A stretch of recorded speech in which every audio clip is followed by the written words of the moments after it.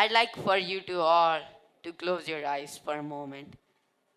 Now, imagine a medieval battle.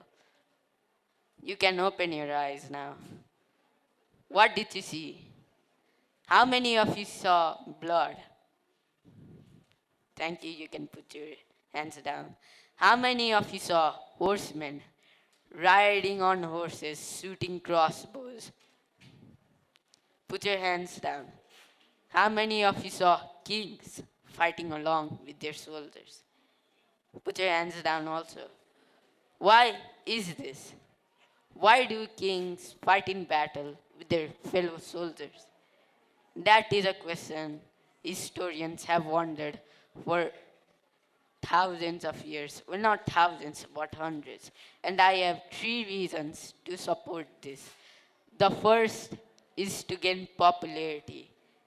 Now, you may be thinking, kings are already popular. Why do they need to do this?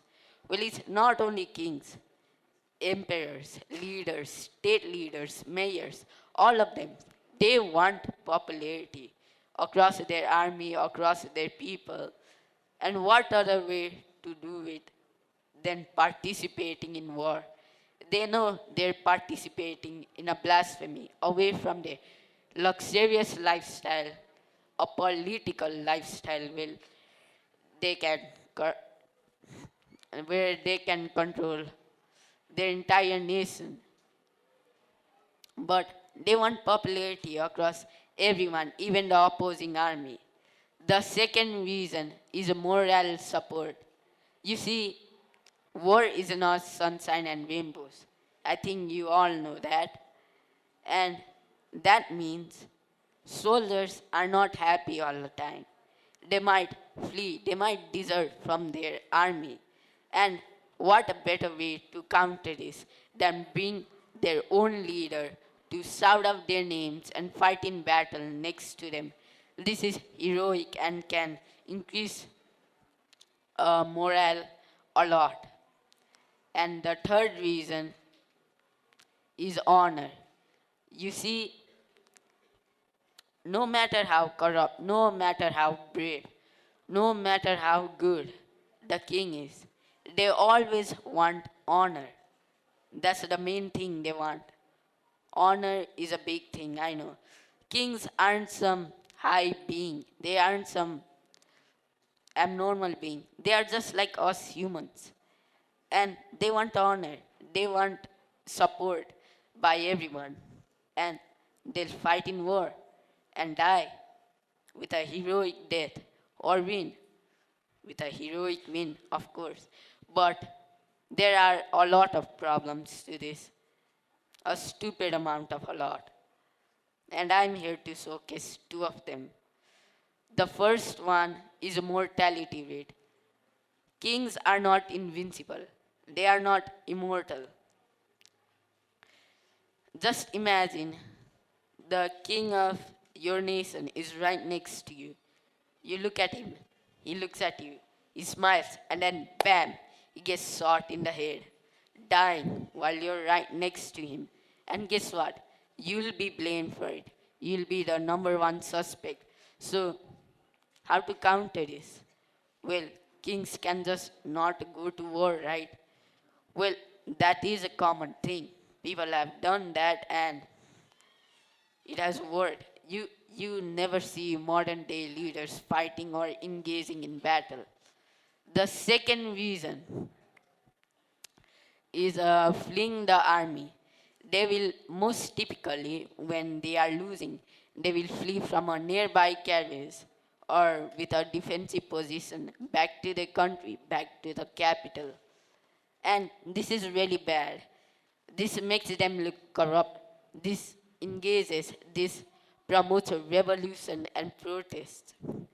And when did they stop doing this? You might ask. Well, it was as early as the 17th century. The last English king to engage in battle with his army was King Charles I at 1633. But how many of you think Napoleon engaged with his army? Okay, put your hands down. Well, I'm sorry to say you are all wrong. Napoleon never engaged directly as a leader. Of course, he did go on to the battlefield with his army, that is certain. But he never engaged. He would watch from a nearby hill or a defensive position known as the general staff line. And the thing is, most of you might be asking, well, he did in his Italian campaign. Well, yeah, you are true. He did engage with his army back in 1793 in the Battle of Milan. But he didn't, well, he wasn't a leader. He was a general at that time. He had no political power amongst all of France. Now, I like for you to say, do you really think you see Donald Trump bombing Iran in 2026 on a private B-2 stealth bomber? How many of you think that? Two, three, alright. Well, three of you people definitely don't know the news or just checked AI videos because that is wrong. You never see Donald Trump engaging, bombing Iran, or you never see Putin on the front lines in Ukraine.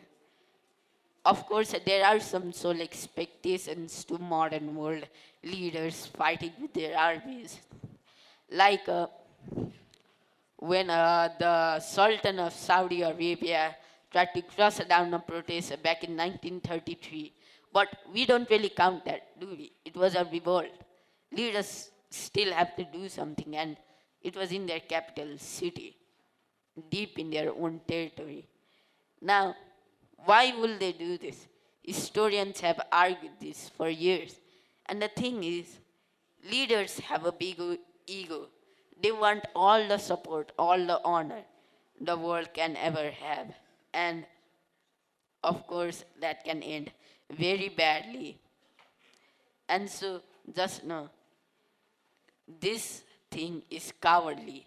And if people ask why, just tell them it is human nature. Thank you.